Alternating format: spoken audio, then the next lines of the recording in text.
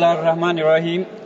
माननीय अध्यक्ष जी, आपका बहुत बहुत शुक्रिया कि आपने मुझे इस महत्वपूर्ण बिल पर बोलने का मौका दिया और मुझे उम्मीद है कि आपका संरक्षण मुझे मिलेगा कि मैं अपनी बात को मुकम्मल कर सकूं। मैं अपनी बात इस शेर के साथ शुरू करना चाहता हूं कि बुलंदी देर तक किस शख्स के हिस्से में रहती है, बुलंदी देर तक किस शख्स के हिस्से में रहती है, बहुत ऊंची इमारत हर घड़ी खतरे में रहती है। माननीय अध्यक्ष जी, आज मैं इस सदन में वक्फ तरमीमी बिल 2025 के खिलाफ अपनी बात रखना चाहता हूं। वक्फ अमेंडमेंट बिल 2025 के जरिए सरकार वक्फ ट्रिब्यूनल के अधिकार को कम कर रही है। वक्फ बोर्ड के अधिकार में भी काफी कम किए जा रहे हैं। वो इसलिए कि ताकि वक्फ बोर्ड की संपत्ति को आसानी से सरकार अपने कंट्रोल में कर सके, जिसको कि हम बर्दाश्त नहीं करेंगे। माननीय अध्यक्ष जी, मैं आपके माध्यम से कहना चाहता हूं कि मैं और हमारे नेता माननीय राष्ट्रीय अध्यक्ष अखिलेश यादव जी सिर्फ इस बिल का इसलिए विरोध नहीं कर रहे कि इसको एनडीए सरकार लेकर के आई है। हम इस बिल को विरोध इस वजह से कर रहे हैं क्योंकि ये हमारे मुस्लिम समाज को तोड़ने का काम है, हमारे मुस्लिम समाज को कमजोर करने का काम है और इस देश के अंदर विकास में रोधा उत्पन्न करने का काम है। माननीय अल्पसंख्यक मंत्री जी कह रहे थे कि विपक्ष गुमराह कर रहा है, बल्कि हकीकत यह है विपक्ष गुमराह नहीं कर रहा इस बिल के ऊपर, बल्कि आप लोग गुमराह कर रहे हैं। आप लोग गुमराह कर रहे हैं इस सदन को, आप लोग गुमराह कर रहे हैं इस समाज को, इस देश को।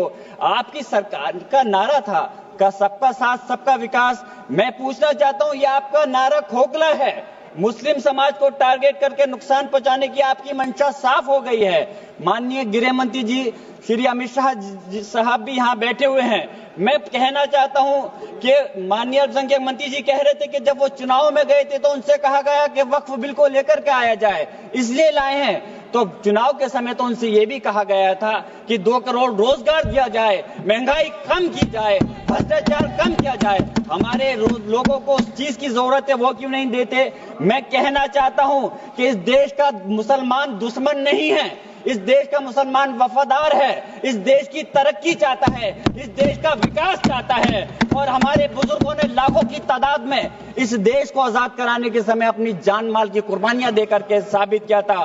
देश का जब बंटवारा किया था माननीय अध्यक्ष जी, तो उस वक्त अगर जो मुसलमानों को प्यार था पाकिस्तान से वो चले गए, जिनको इस हिंदुस्तान से प्यार था, वफा थी, वो आज इस हिंदुस्तान के अंदर है। हम इस देश के दुश्मन नहीं, हम इस देश में नौकर भी नहीं हैं, हम इस देश के मालिक हैं और हम चाहते हैं कि सब लोग मिलकर के, सारे धर्मों के लोग मिलकर के इस देश की तरक्की की बात करें। मैं पूछना चाहता हूं कि मुस्लिम के 5 साल मुसलमान होने के बाद प्रॉपर्टी को वक्फ कर सकता है? कैसा मजाक है ये? किस प्रकार की बात है? महिला सम्मान की आप बात करते हैं। अरे महिला सम्मान के अंदर तो पहले ही 2 महिलाएं बोर्ड के अंदर रहती थी। आपने कौन सा नया तीर मार दिया कि कौन सी ज्यादा महिलाओं को आप अधिकार दे रहे हैं? मंत्री जी भी कह रहे थे कि तमिलनाडु और केरल के लोगों को कहना चाह रहे थे।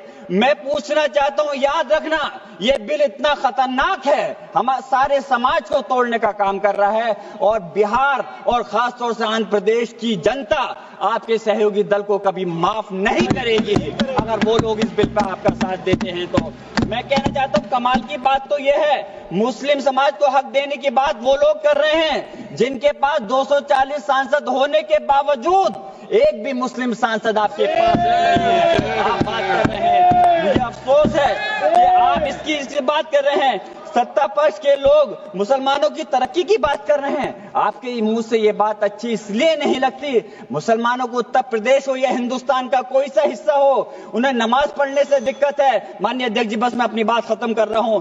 अजान से दिक्कत है, मदरसों से दिक्कत है, मुसलमानों के कारोबार से दिक्कत है, मुसलमानों की स्कॉलरशिप को बंद कर रहे हैं और उसके बाद वक्फ के माध्यम से मुसलमानों को हक दिलाने की आप बात कर रहे हैं। मेरा कहना है कि क्या देश में माननीय न्यायालयों के अंदर पहले से मुकदमों की कमी है जो नए इस बिल को लाकर के नए जन्मों को विवाद दिया जा रहा है? आप वैसे तो संवैधानिक प्रक्रिया पर यकीन रखते हैं, आप कहते हैं कि संवैधानिक प्रक्रिया के तहत ही हर बूथ में चुनना चाहिए, तो मैं वक्फ बोर्ड के अंदर क्यों आप नॉमिनेट करके सदस्यों और अध्यक्ष को नॉमिनेट करके सरकार के कंट्रोल में करना चाहते हो? मैं अपनी बात खत्म करते हुए मैं सरकार से कहना चाहता हूं आपके माध्यम से माननीय अध्यक्ष जी कि इस बिल को वापस लेना चाहिए। इस बात की वाजिब चिंता है कि यह विधेयक नौकरशाही की ज्यादती को बढ़ावा दे सकता है, जिससे मुस्लिम कम्युनिटी में विश्वास कम हो सकता है। संस्कृति और मजहबी विरासत की हिफाजत कभी भी प्रभावित नहीं होनी चाहिए। मैं आप अलग से मुस्लिम संस्था के आखिरी बात माननीय अध्यक्ष जी, आखिरी बात मैं कंक्लूड कर रहा हूं। मैं पूछना चाह रहा हूं कि दूसरे समुदाय के लोगों को वक्फ बोर्ड के अंदर रखने का क्या मतलब बनता है? क्या आप दूसरे मजहबी संस्थाओं के अंदर मुस्लिम समाज को भी रखने का काम करेंगे? तो इसलिए इस प्रकार का भेदभाव, नफरत की दीवार खड़ी मत करिए। इस देश की तरक्की के लिए सब लोगों को मिलकर के साथ चलना पड़ेगा। मैं अपनी बात इस शेर के साथ खत्म कर रहा हूं माननीय अध्यक्ष जी कि ये इंसान के बनाए हुए काले कानून, ऐसे कानून से नफरत है, अदावत है मुझे। इनसे हर सांस में तहरीक बगावत है मुझे। बहुत बहुत शुक्रिया माननीय।